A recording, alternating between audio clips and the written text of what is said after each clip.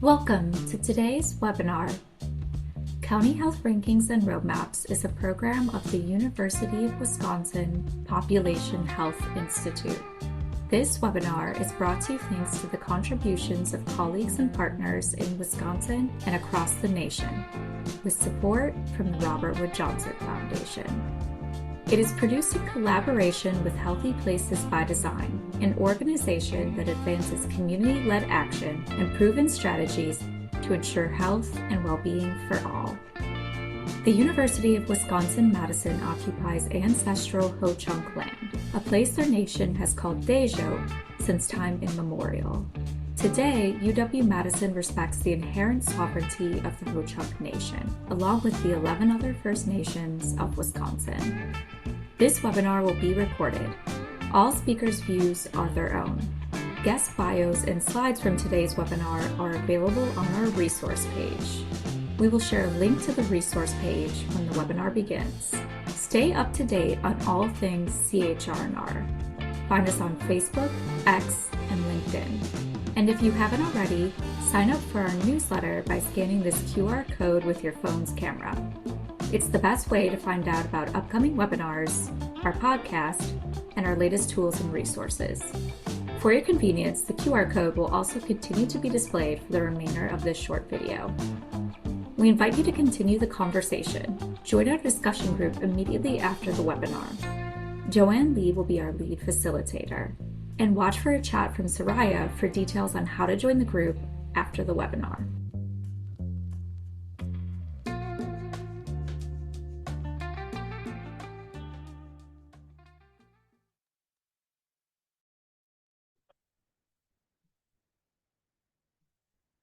Welcome to Leveraging Media to Transform Public Health Narratives and Policy. My name is Soraya Williams-Neal, your host for today. The purpose of our webinar is to share successes and lessons learned, offer relevant resources, build collective knowledge, and listen for multiple perspectives. I want to note that the views CHR and our colleagues share in the webinar reflect the expertise of more than 35 team members and do not represent the University of Wisconsin-Madison or the Robert Wood Johnson Foundation. I also want to acknowledge that funding support from the Robert Wood Johnson Foundation is appreciated. CHR and our webinars reflect the values we hold part of the University of Wisconsin Population Health Institute.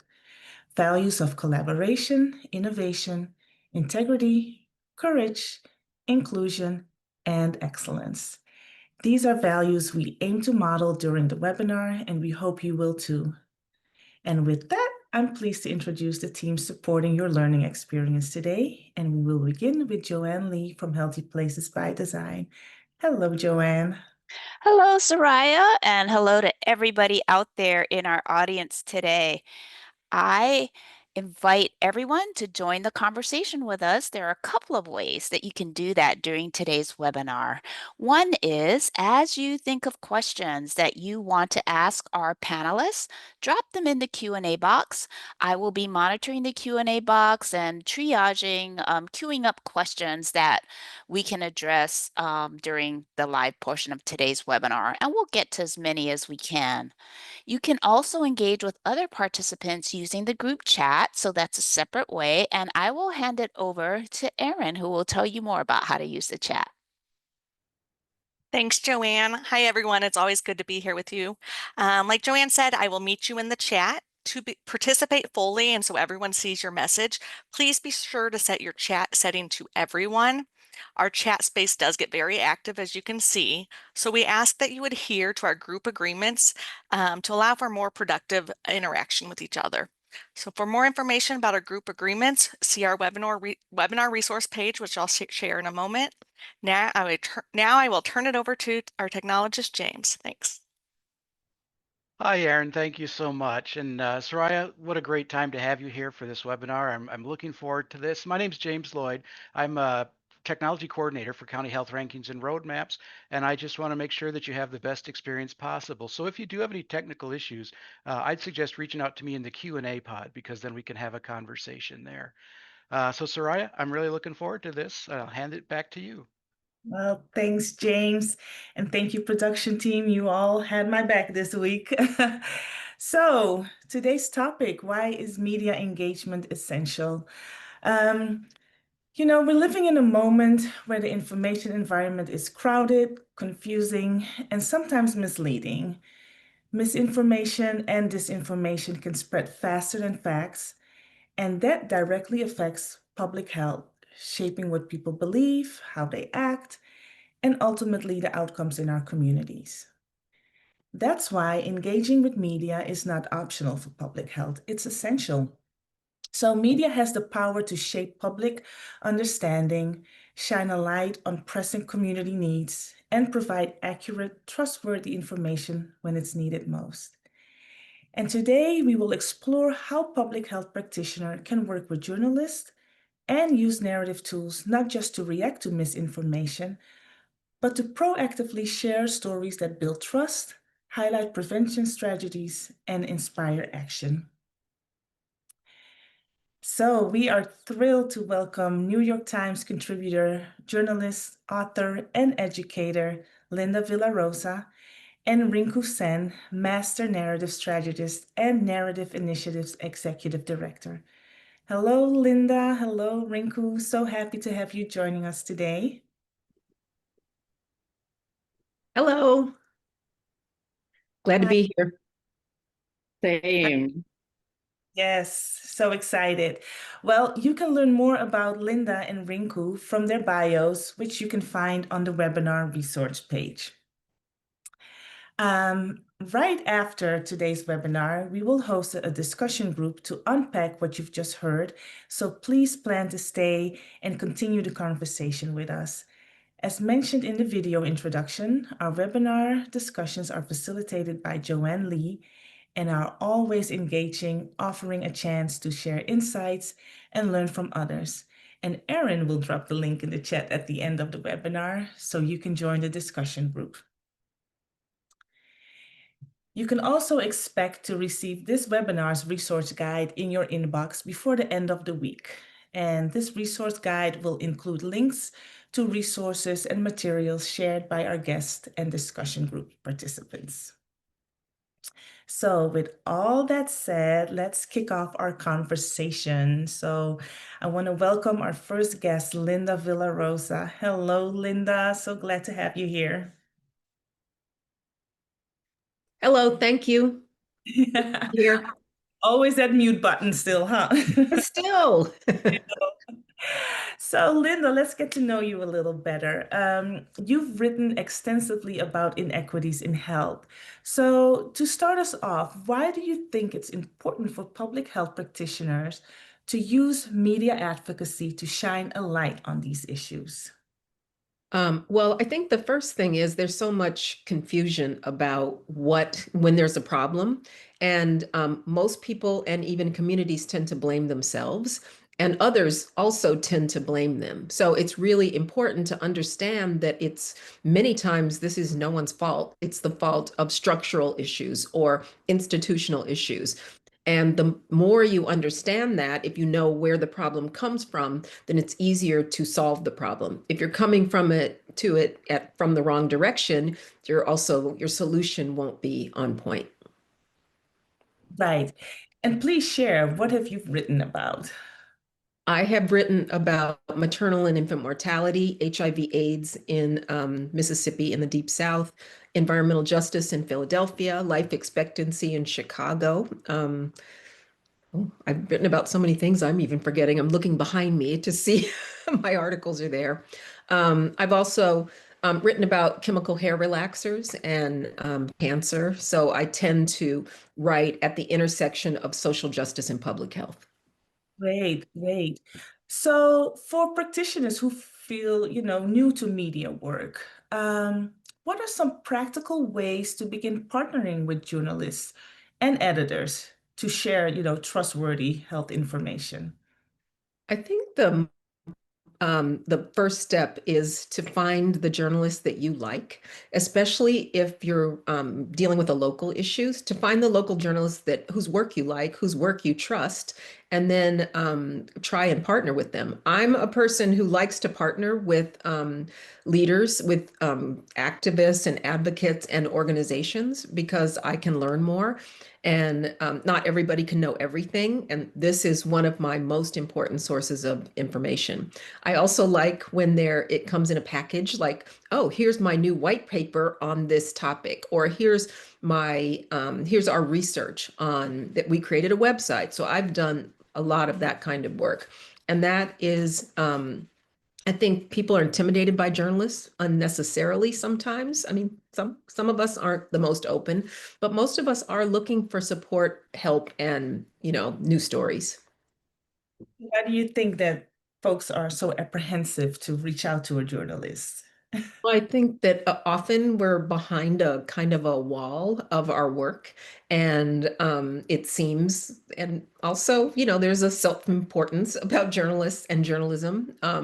But most of us most of the good ones, most of the ones that work in our space are very interested in communities. That's why we do the work we do, and interested in learning more and being correct and right and fair. Right. And where can we find journalist contact information in general?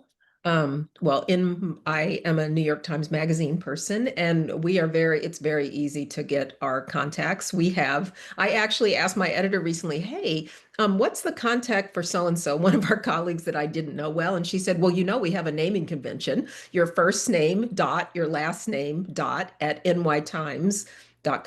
So I was like, oh, so it's pretty easy. There's also contact pages for people. Sometimes people have bios with their contact email. It's always best to email journalists if you're trying to make a first contact. That's the easiest, most efficient way to reach someone. Great, great.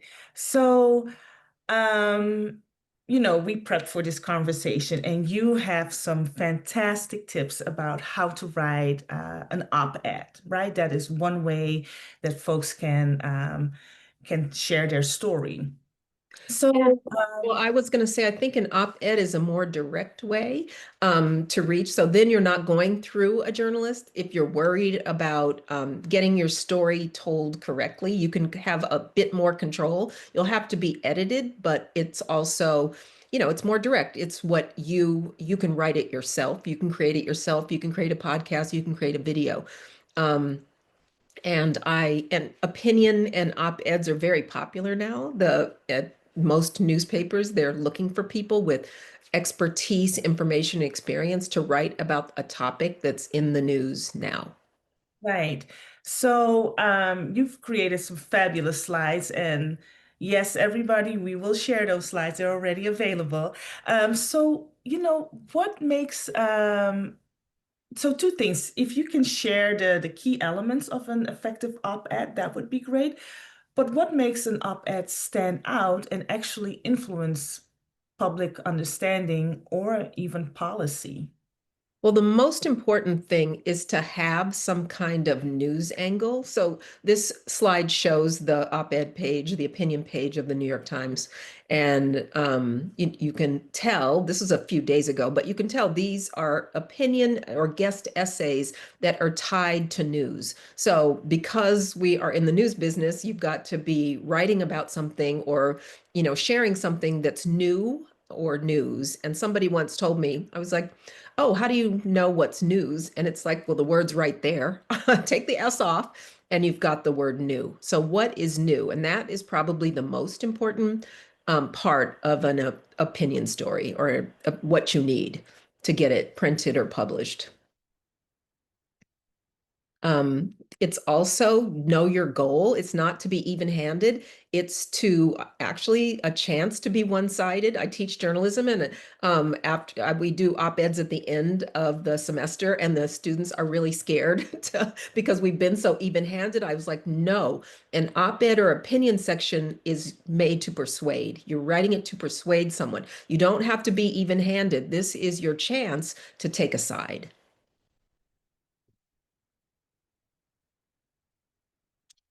Well, again, you have to have a news hook. And if you're not sure, then think, why this topic at this time?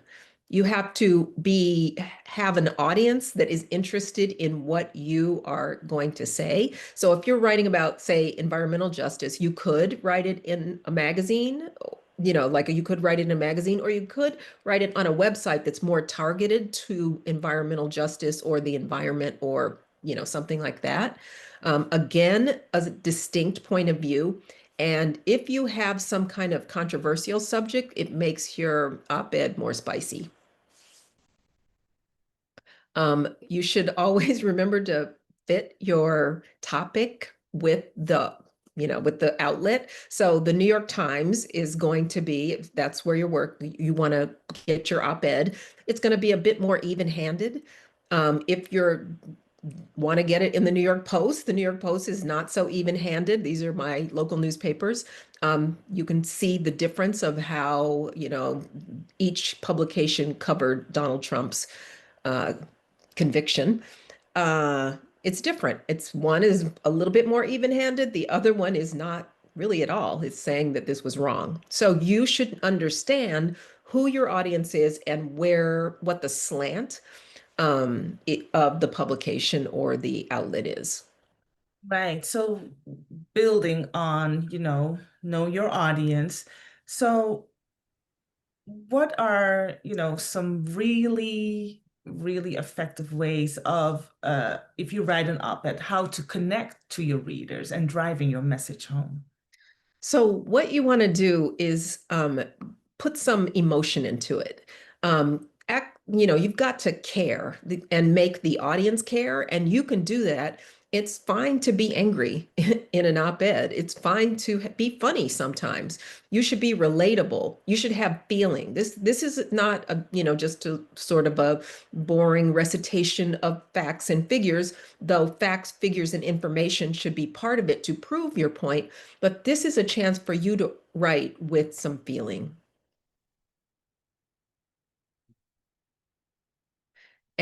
But again, it's really important. This isn't your chance to be fair and even-handed. This is your chance to be strong-willed.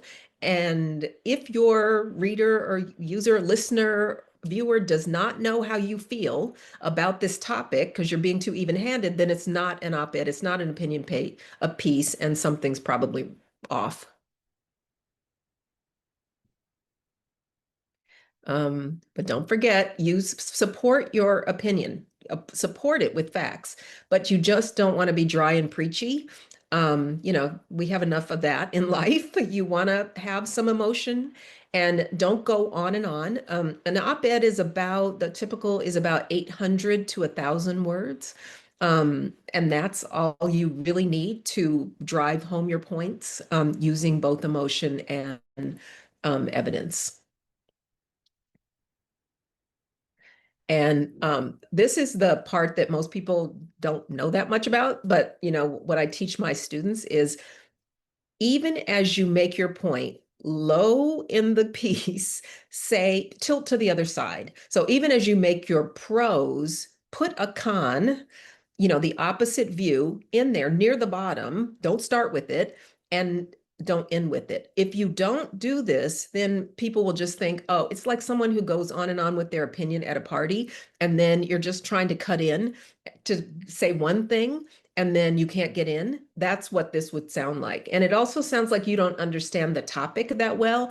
If you don't understand that there is another side. So if you concede lightly to that other side, it actually makes you sound stronger. And then finally, but don't include with the other side. Don't leave your readers or your viewers or your listeners with the concession. End with your strongest argument, and at best, some kind of call to action. Gives people something to do with the information that you've given them. And that's how you end, with a call to action and with a very strong point right after you've made that concession. Right. And finally, how do you pitch it? So these are 4 newspapers, the publication, the Times, the New York Times, the LA Times, the Washington Post, and the Guardian. These are all places where there's places on their website where there's give you how to pitch a guest essay or how to pitch an op-ed or opinion piece. So you can find those because I think the publications are looking for these kinds of stories and giving you some support and help with knowing how to pitch them. Fantastic. Thank you so much for sharing this. I felt like I was in your class. So, okay, you write your op-ed. So, okay, how have you seen media stories spark collective action or push decision makers in a way that data and reports just can't? I have two instances from my own work. I wrote my first New York Times Magazine cover story was about HIV/AIDS in the South. And most people did not know that HIV/AIDS, was very strong in the Deep South, especially among Black queer people. So I went down, did the reporting, and just had a narrative plus a lot of facts and figures. I remember when the story came out, and it was centered on a community organization in Jackson, Mississippi. When the story came out, I was chilling in my fishing boat in upstate New York, and the director of the organization was on the phone crying because the story had come out online and she had gotten so many donations to the organization that was struggling. She was shocked from all over the world because of the impact of the story. Eventually, my article was showing that the funding was mismatched where the epidemic really was, and the funding changed. Organizations that funded HIV changed and gave more to the South. And I was told because of what I wrote. I wrote about maternal and infant mortality in 2018.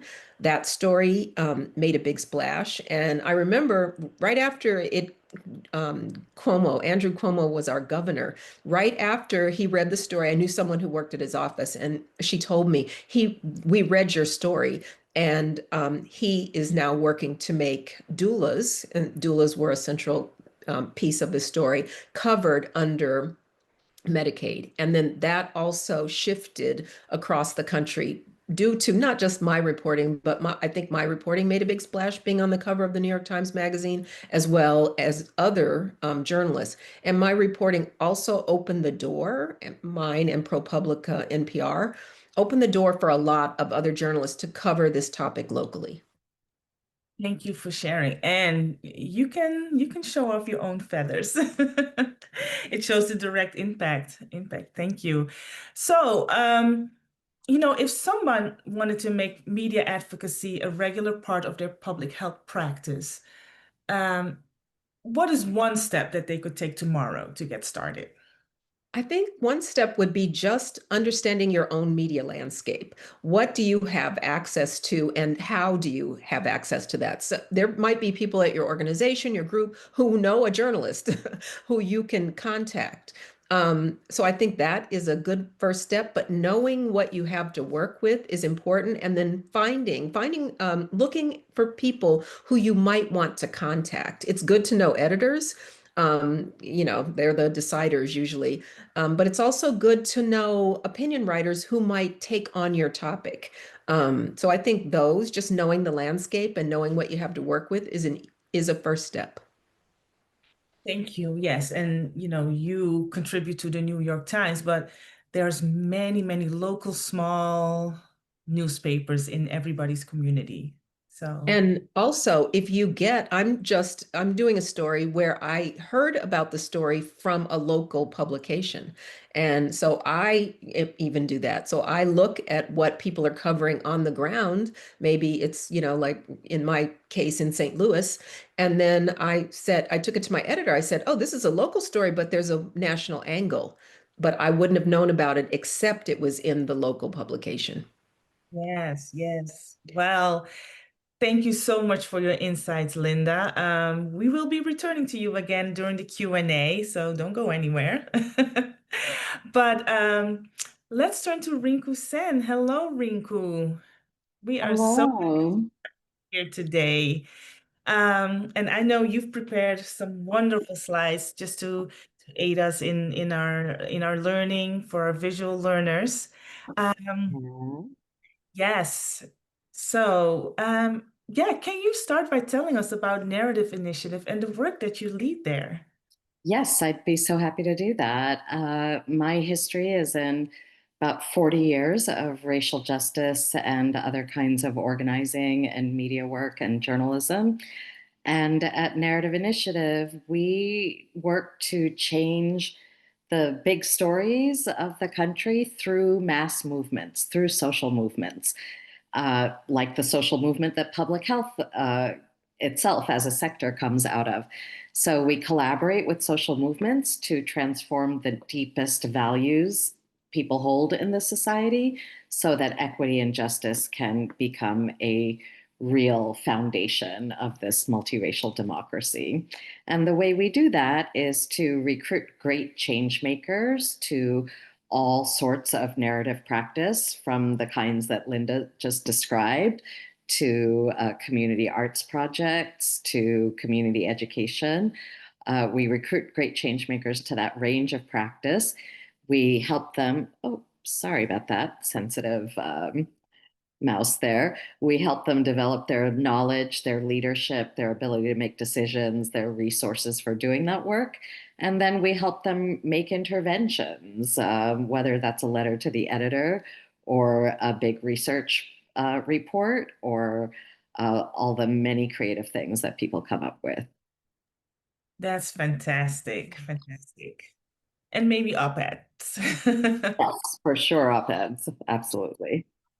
But let's talk about narrative for a minute. So why is narrative such a powerful tool for public health? And how does it differ from simply sharing facts? Yeah, I want to start with a definition. And when people use the word narrative, they're often talking about a story, an account, and that is indeed the definition of narrative. But there's a second definition that's about helping people understand what is underneath the story or the account. What are the values at play? What is the way of looking at the world, the perspective that is represented in a particular story that you might be hearing or reading or creating? So we define narrative as the themes and ideas that are carried through collections of stories. And the word collections is really important here because even though if you put all of the stories of collective care, for example, together, you get a big narrative.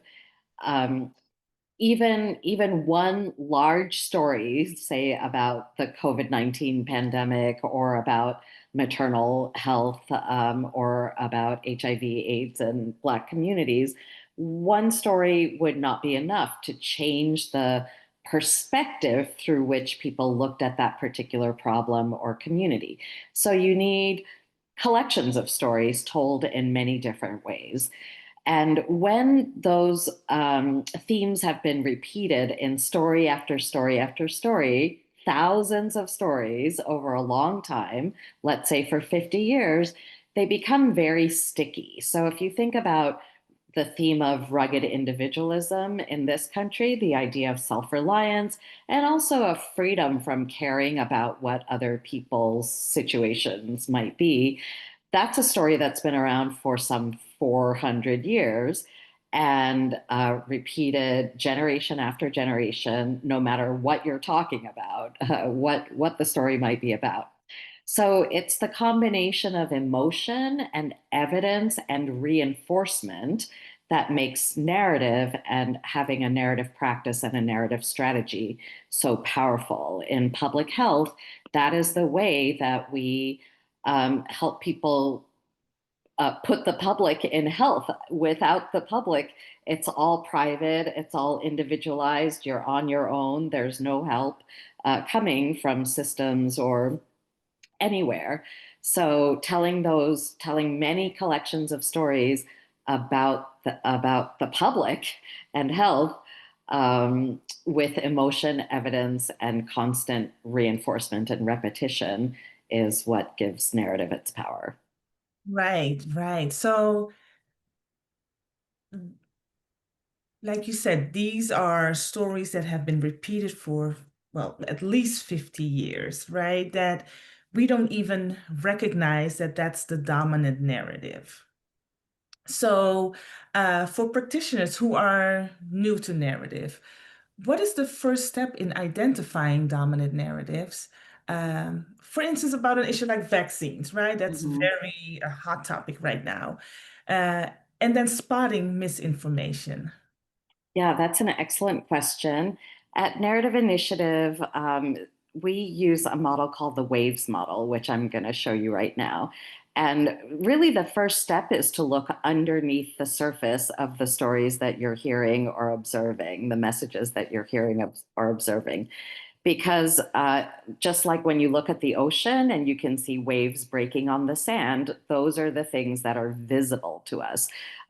These are the outcomes of a narrative strategy. But if you look underneath in the ocean too, there's a lot happening underneath those waves that we can see breaking. There's all kinds of churn going on. And in narrative terms, those are the themes and ideas that are pushing waves to the surface. And if you look even deeper underneath that, what you're going to see are values and a way of thinking about how the world works. So we all thrive as individuals, or we all thrive as a collective, for example. So just as a quick example, we'll start with this one. If we think about individualist narratives in the time of COVID-19 or around vaccines in general, I'll just say that we tend to use the words harmful and helpful when we talk about narratives more than dominant or counter, because something may be dominant in one community, but not actually dominant in another. So we want to make room for really understanding the community that you're in and what is important to them. So, but individualism is a commonly held set of ideas and themes in our country. And in vaccines or about masking, for example, the messages were very much about how these have to be personal choices, whether you go to work or not, that's a personal choice, whether you go to the gym or not, whether you mask up or not, whether you get the vaccine or not, everything is personal. And if you get sick, then you should deal with that yourself. The entire society should not have to shut down, for example, in order to prevent you from dying. So the worldviews under all that, in those stories of individuals making choices and protecting their choices, is a very one-for-one kind of worldview, and it elevates freedom, and it imagines that mainly human beings survive by competing with each other for space and goods. So if we were to try to move a helpful narrative around vaccines, COVID, that the theme might be collective care and responsibility. The messages and the stories we tell might be about people saving each other's lives, people masking up happily, people helping each other get to vaccine centers so they can get their shots. They might be stories of how these things are keeping people alive and helping them to recover. And the worldviews and values it's an all for all value.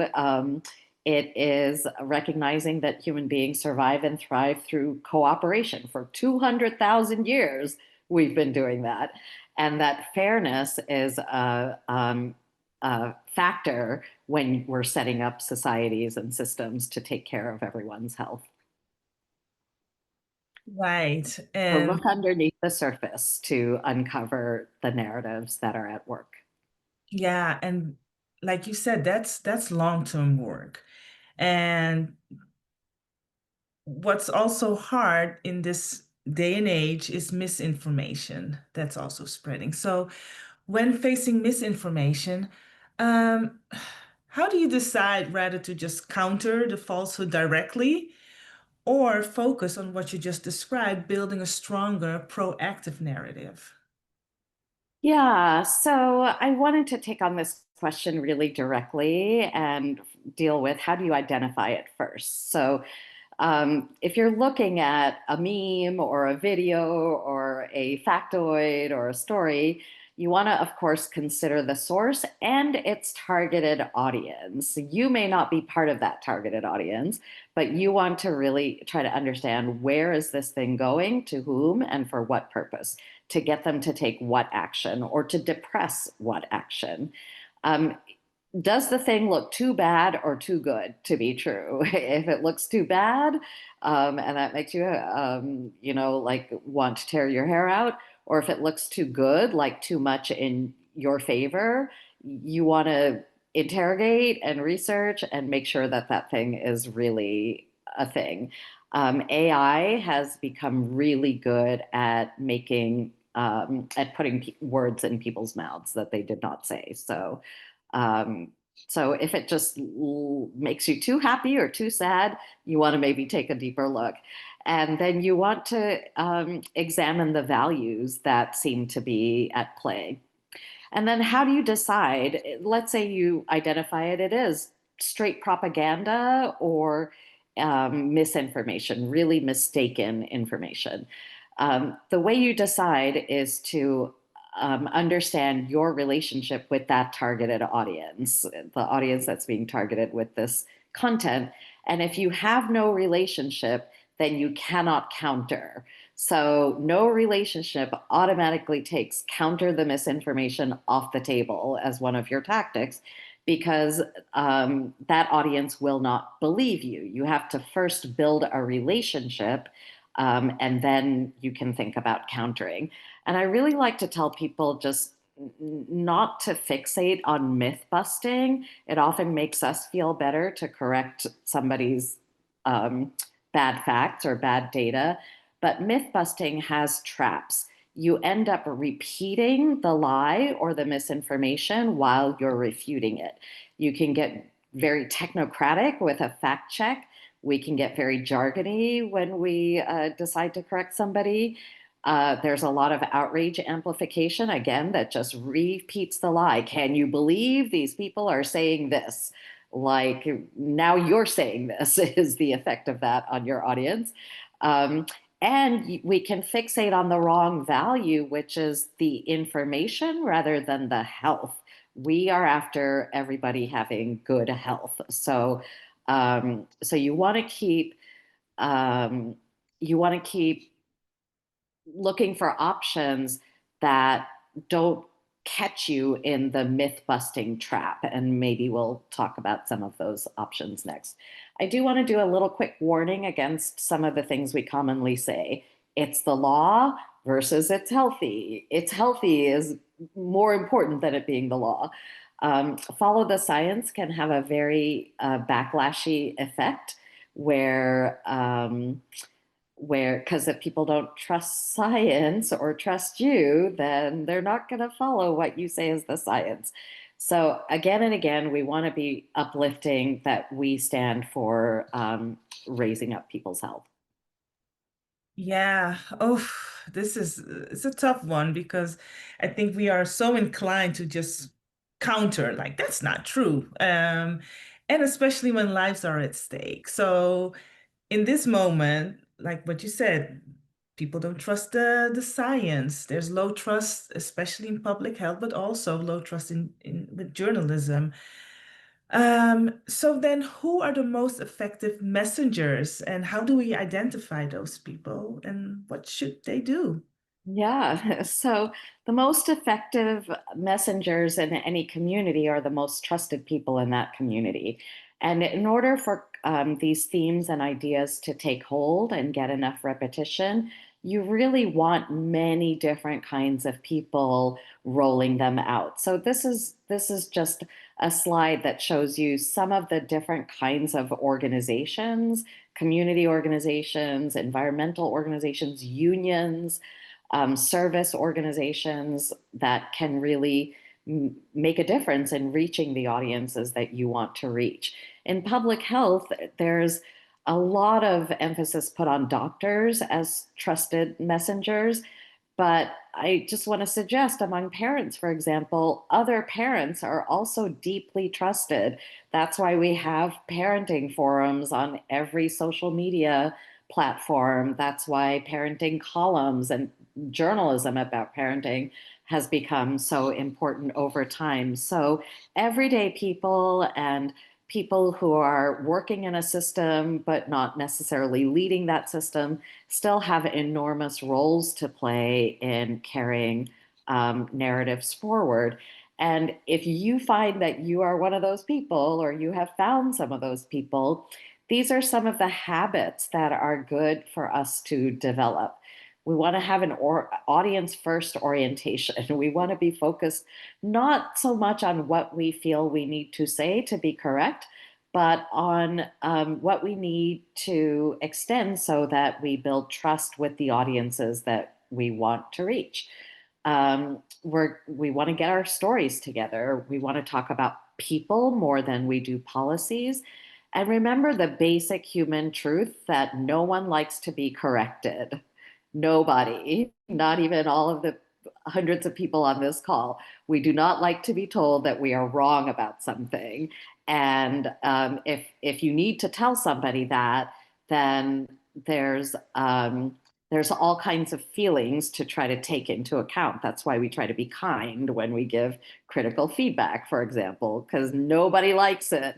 So having these orientations and habits will help any narrator from any walk of life.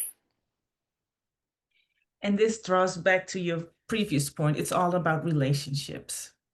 Yeah. Yeah. You're gonna be the most effective with the people that you have relationships with. Yeah. So back to just being practical, right? So what are some practical ways public health professionals can thread narrative into their communications? Let's talk about vaccines again, right? Let's talk about that again. Yeah. So I thought it would be useful maybe to show you these five five ways that you can think about what you need to do in a particular situation. So let's say that you are confronted with someone who, or you're talking with someone who is very skeptical about vaccines and has lots of issues for which there may be very good reasons. So one thing you can do is try to reframe. There's a kind of positioning in the anti-vax world about big pharma making money on selling us vaccines, but actually they don't make any money. Vaccines are making nobody rich. My doctor friends tell me. So you could try to reframe a discussion about big pharma by saying, well, actually, pretty much everybody subsidizes vaccines. You can amplify just by repeating people's stories and messages and memes and videos, sharing them. You can attach your issue to something else that's already going on. So when there's the easy things here are things like measles outbreaks or pandemic outbreaks. But anniversaries, like the first use of polio anniversary, for example, this is not a public health example, but I love the Mama's Day bail, the Black Mama's Bail Fund, which attaches raising money for bail to Mother's Day and uses that as an opportunity to talk about Black women and incarceration, the crisis, and what can be done about it.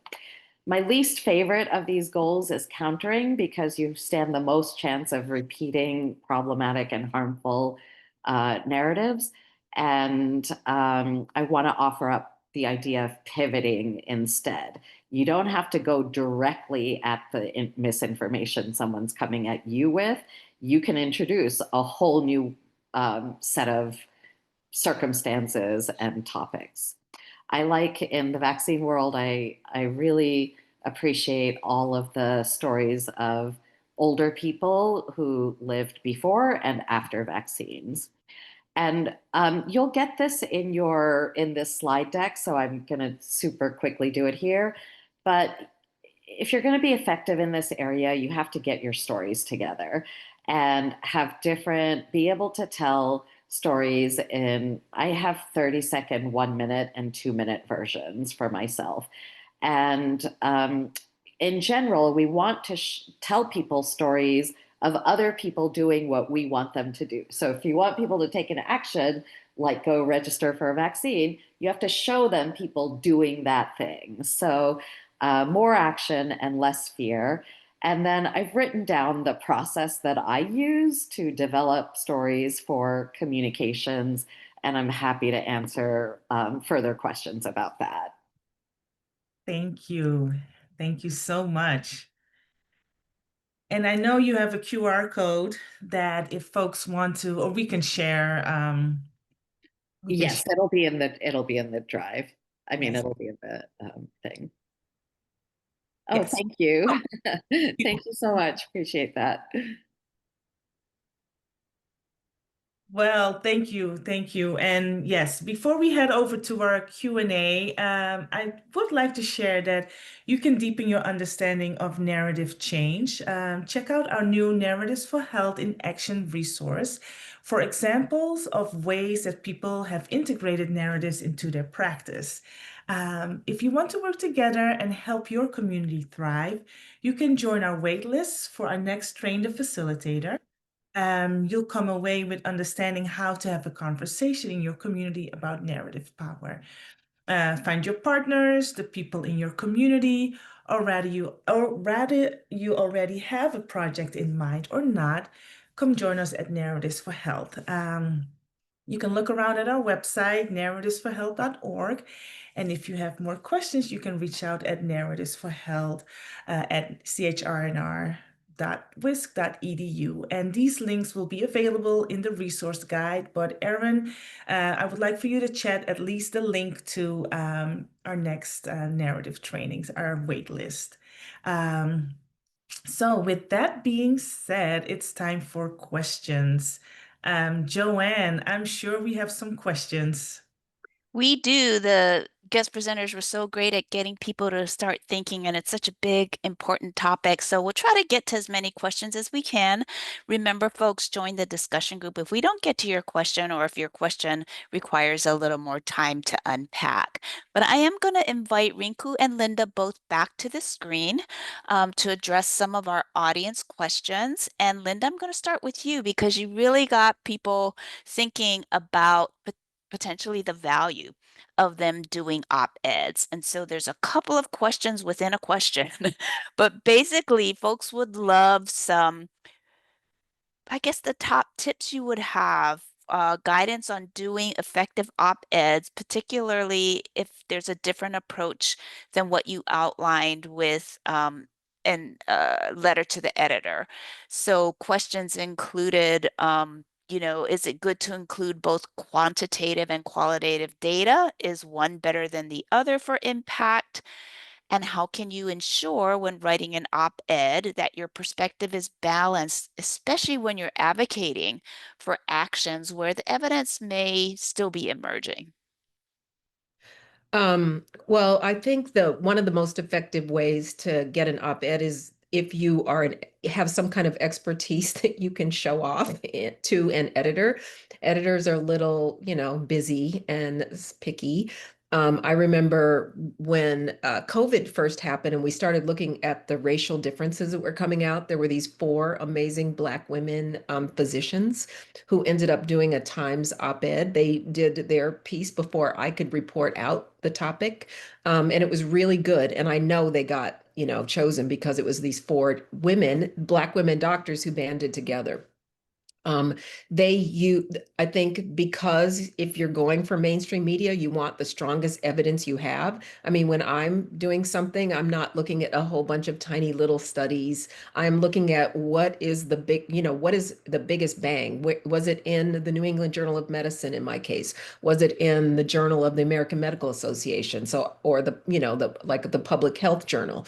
So I am really going for this is a thing and I can prove it and I can improve it in kind of, the sort of most mainstream, trusted way. That's how I do it. I can tell if I'm stringing together lots of little studies that I probably am going to get less traction. And So you it have to takes have a you up. well-founded opinion to do an op-ed, is the summary. Yeah. Yes. If you don't, then you don't do the op-ed. Yeah. You should really have a really strong opinion. I got permission to do an op-ed. I don't do them very much, but I did one. I had done some reporting on people who were homeless, or they didn't have homes, but they were living in their cars, and they were sleeping on people's couches. So my editor gave me permission to write an op-ed about it. And I was very opinionated that this is falling under the radar of HUD, and telling the stories of people. It was brief, but I was mad because I'm used to writing longer. So I know how hard it is to write in that like 800 word frame, but I felt really strongly about it. And that isn't even a usual feeling, but that's what made that op-ed better. Good advice. And then just a quick practical related question. Do you usually pitch to the publication before you submit the op-ed, or just go ahead and submit it? Oh, always pitch first. So pitch to make sure, like, you don't want to spend a lot of time gathering evidence and writing something, especially if you're not like a comfortable writer. So you want to pitch yourself. Why is it you? Why does this topic matter? Like, what is the news value of it? Why is it important? Is this something people are thinking about? And why are the readers of the publication interested in it? And then if you have any other writing samples, that would be really good to, include those. It'll, create trust with the editor that you can pull off the assignment. Great, clear tips. So we might come back to you, Linda, if we have time, but I'm going to turn to Rinku because, again, really good tips to get started about narrative and just kind of understanding the narrative landscape and what's most effective. And a question came up about what are good ways to coordinate many organizations to be carrying forward the same narrative? Because that coordination, and you did such a beautiful job of saying this isn't something that's going to change in a day or in the short term. Like, it has to be over time. So just any quick tips for that coordination to build a groundswell around changing narrative. Yeah, I think sometimes we put this in terms of message discipline, as in everybody in the coalition needs to carry the same 6 words forward. And if you have that in the coalition that you're working with, then go for it.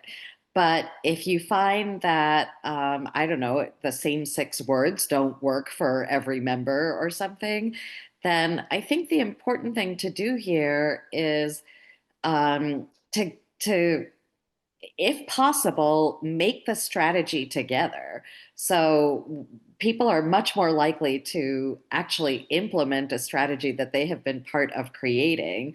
So, take the WAVES model, and there are other resources on our website, and other groups have them too. There are worksheets you can use, and have your coalition just think through what the themes and ideas are, and what the kind of values are that you want to push out in order to get the thing done that you're trying to do. So maybe you're trying to advocate for a particular budget appropriation toward public health, and there's a coalition of organizations ready to do that.